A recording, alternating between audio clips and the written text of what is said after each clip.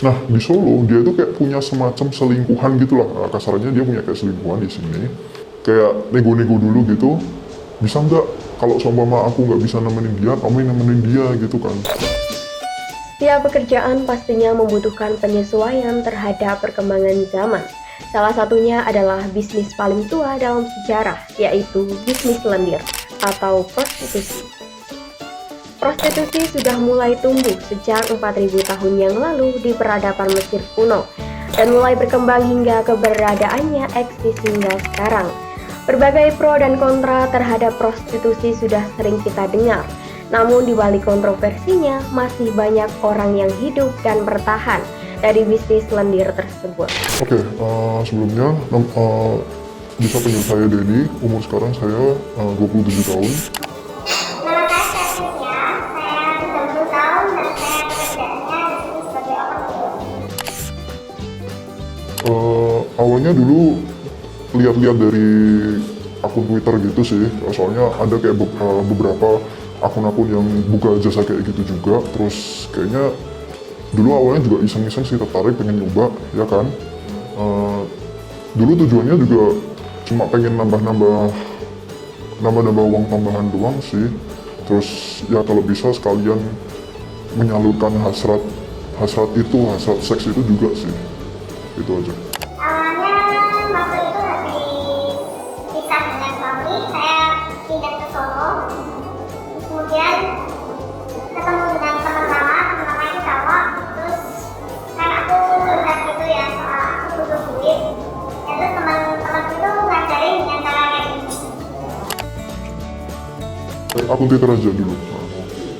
Pakai sosmed yang lagi tren saat ini ya. Sosmednya sekarang Twitter aja. Sebelumnya dulu pernah di Facebook ada.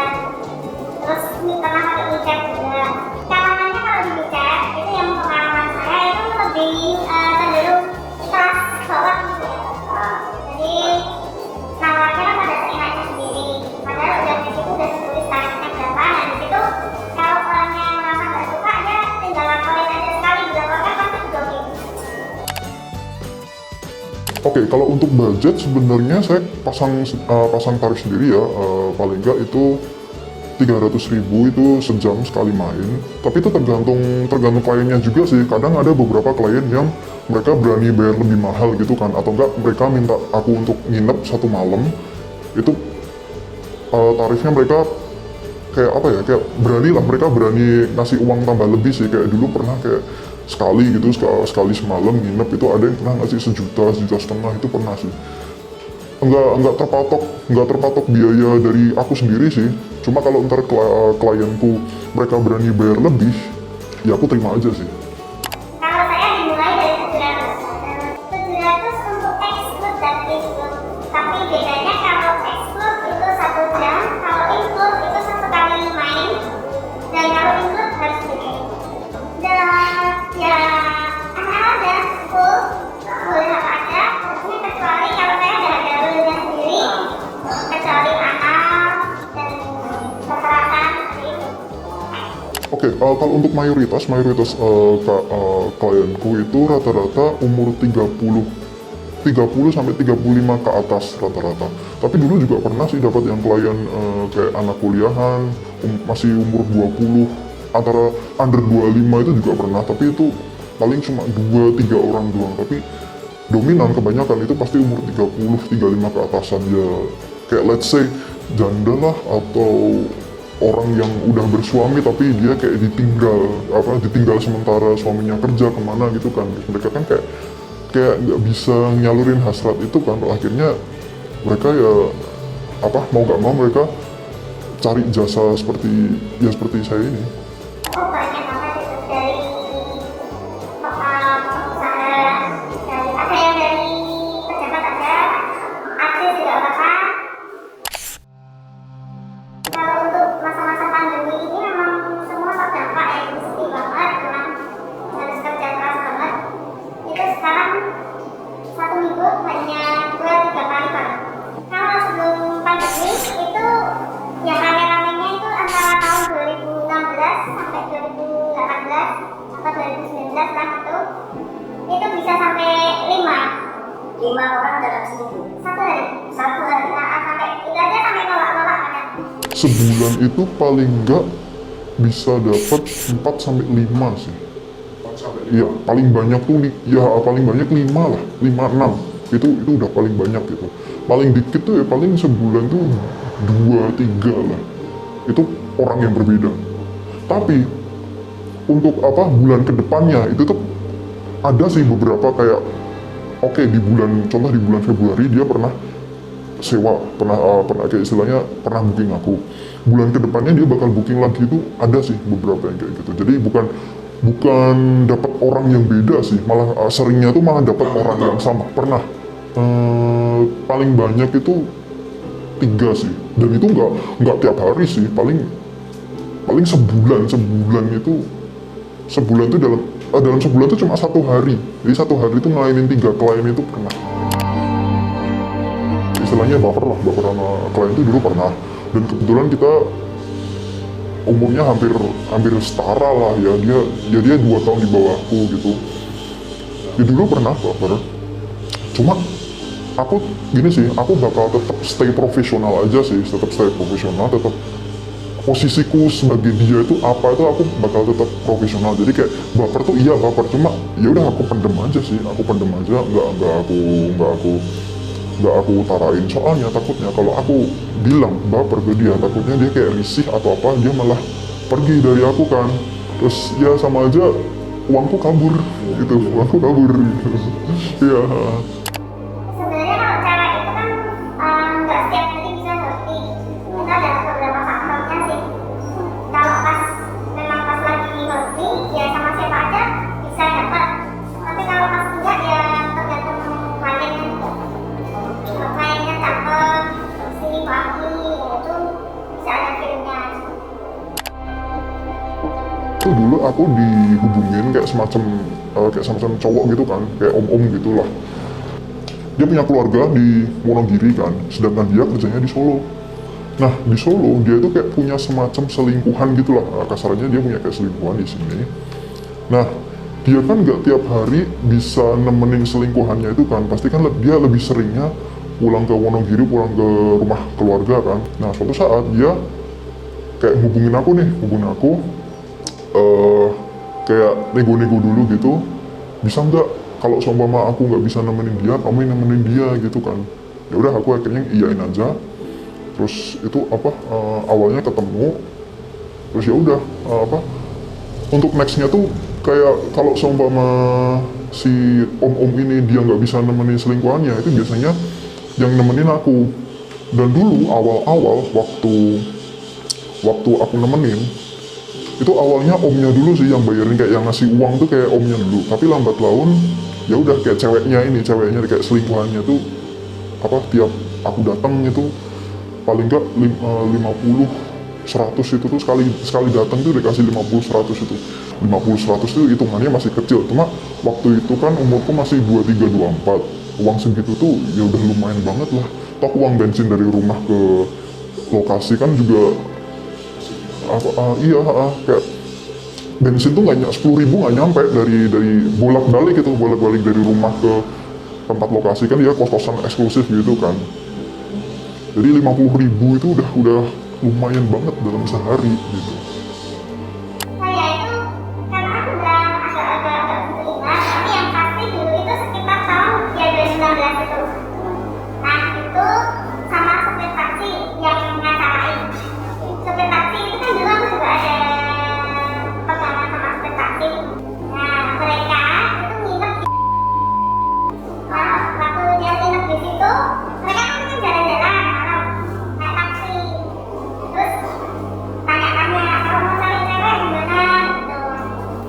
Terus ketemunya di sebuah kafe, dan di sana aku datang, aku nggak tahu dia itu apa. Mereka rombongan bude. Kalau bude dari Yoga, aku dari Yoga itu ada bude Eropa, ada orang Korea, ada seringnya orang Korea yang di Indonesia itu orang bude, orang Cina sama Korea, India. Itu kendalanya gini, kalau sama Korea itu kalau orang Korea, orang Cina itu nggak bisa bahasa Inggris, nggak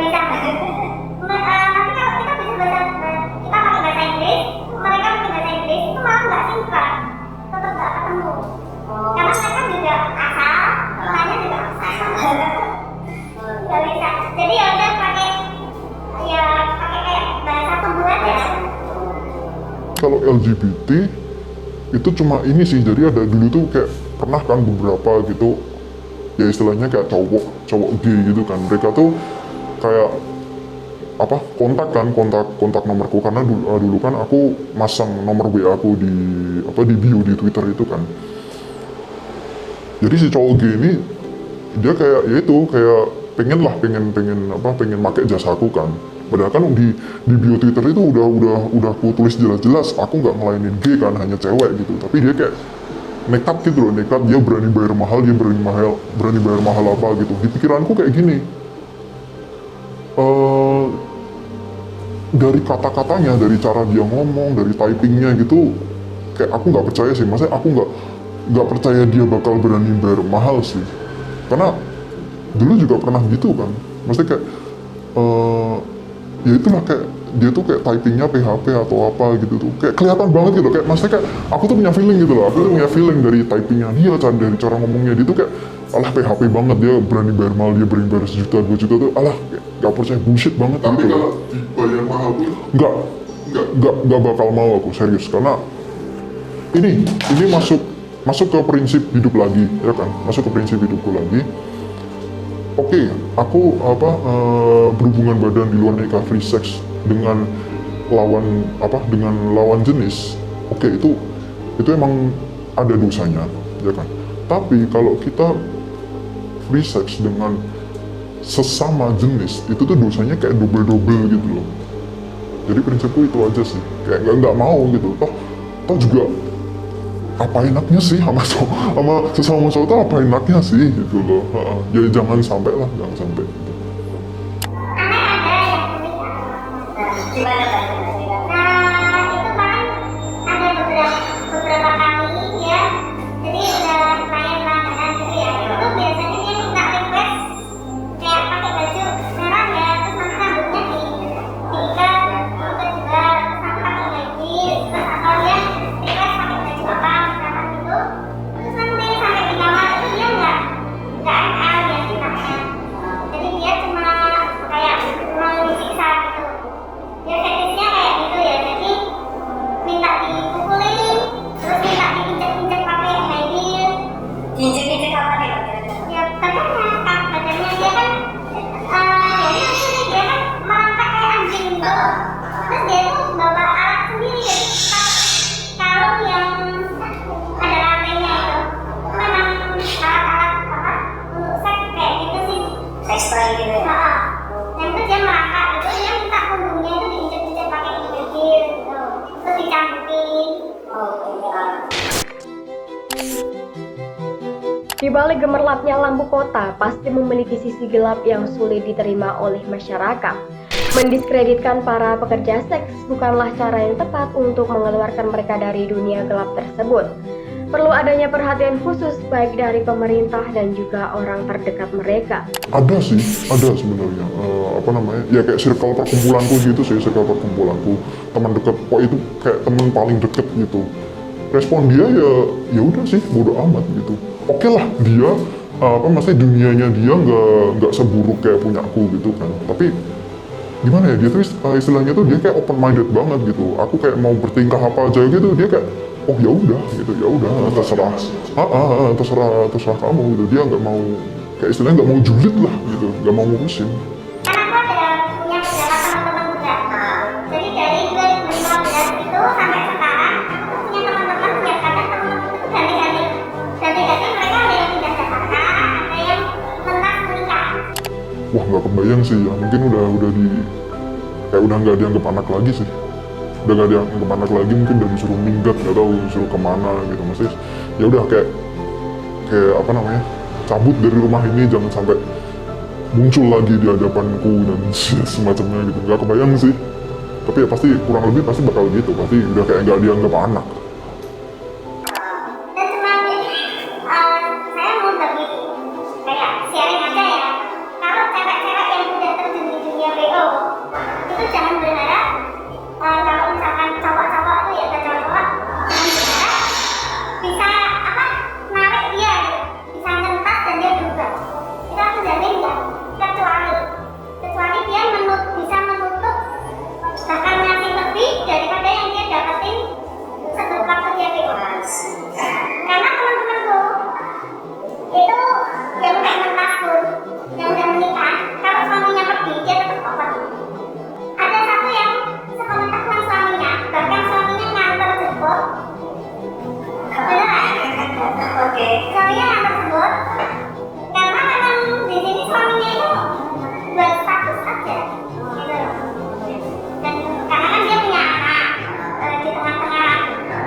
dia sudah kerja BO, dia hamil, punya anak dan nikah sama cowoknya itu, dan itu memang pacarnya, tapi cowoknya itu kayaknya nggak bisa kerja gitu.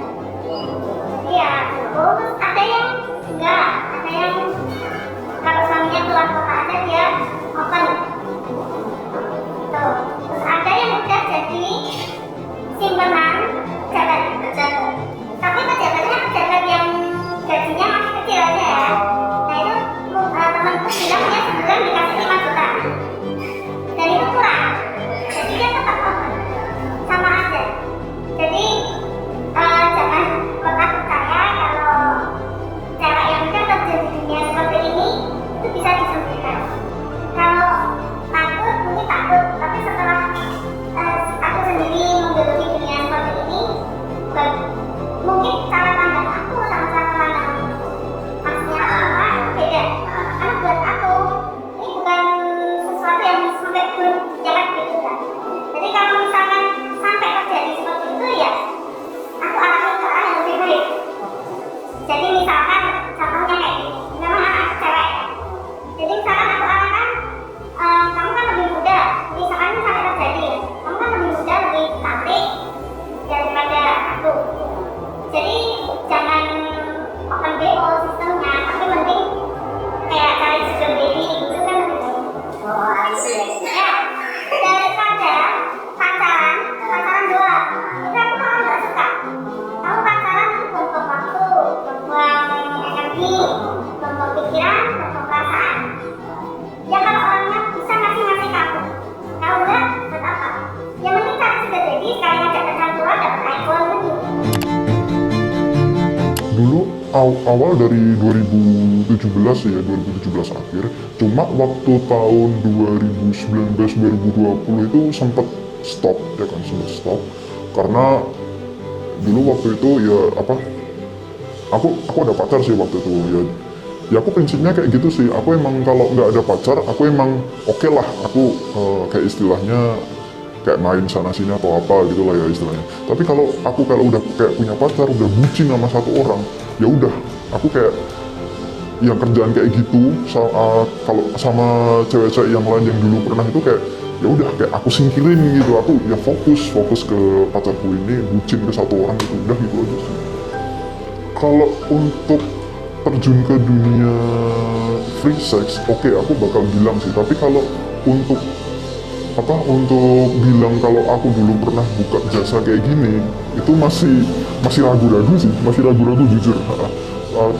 Mungkin kalau aku cuma bilang masa laluku aku pernah menjalani free sex dan semacamnya, mungkin dia juga masih bisa terima sih, karena ya no offense ya, bukan jangan tersinggung, bukan maksud jelekan apa cuma kan ya you know lah kayak kehidupan remaja zaman sekarang itu kayak gimana sih ya kan. Aku yakin cewek-cewek di luar sana juga pasti juga ada beberapa yang mau menerima masa lalu cowok kayak gitu, pasti mau sih. Cuma ya itu tadi, kalau untuk bilang kalau aku dulu buka jasa kayak gitu, itu aku masih ragu-ragu untuk jujur sih. Sulit keluar dari dunia seperti ini. Karena apa? Karena penghasilannya paling gede memang di sini.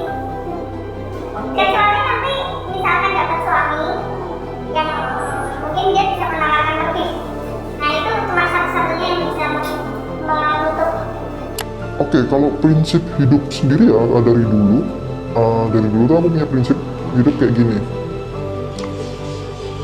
Lo mau ibadah, lo mau nggak ibadah, lo mau nakal, itu terserah kamu ya kan. Lo mau itu maksud itu urusan lo sama Tuhan ya kan. Yang penting satu, jangan ngerugiin orang lain. Dua, tahu tempat. Itu aja sih.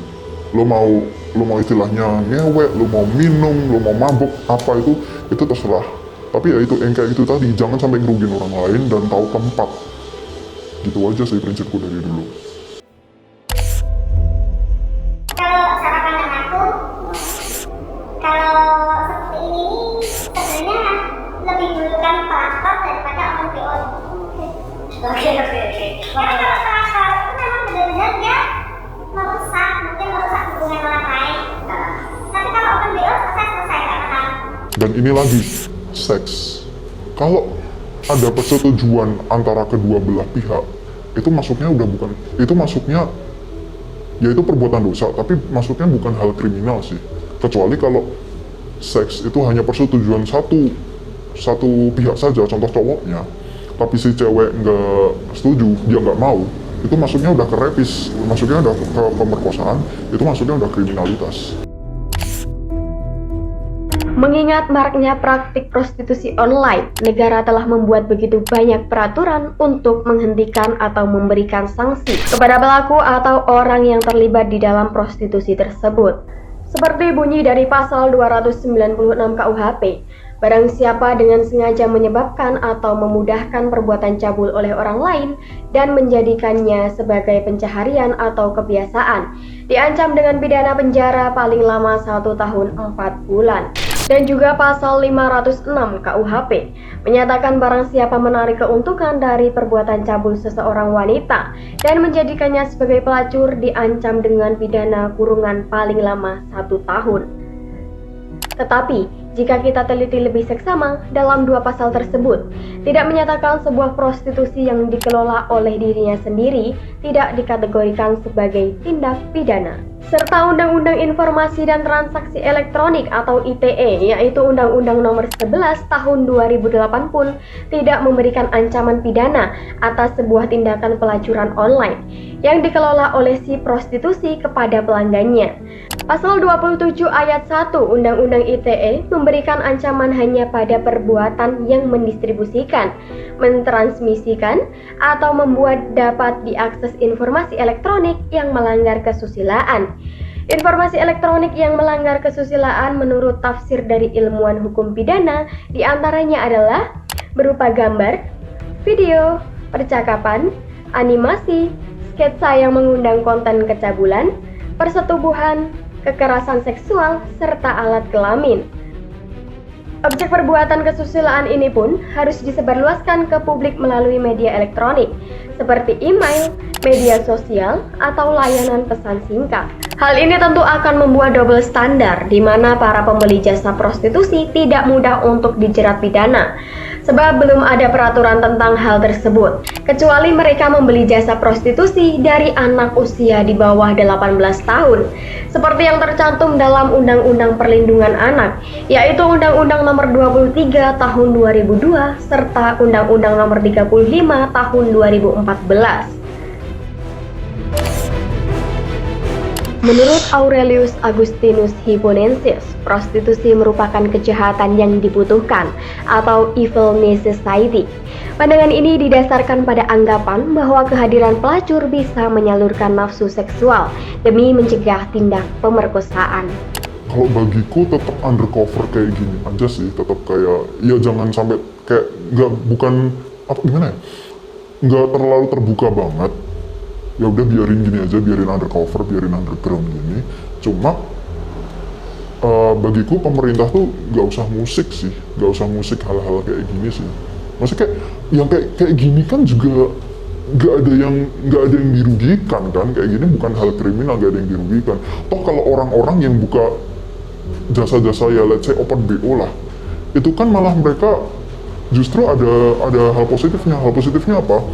Mereka nambah pemasukan hotel, ya kan pasti kan rata-rata kebanyakan mereka kayak open room gitu kan, open room buat buka jasa kayak gitu, otomatis hotel-hotel itu kayak mereka dapat pemasukan, ada positifnya kayak gitu tuh. Salah satunya yaitu tadi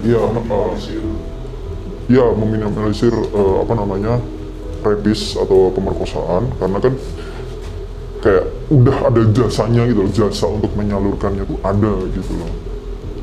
Di mana ada kebutuhan, di situ pasti ada penyedia pelayanan. Begitulah manusia saling memenuhi kebutuhan satu sama lain.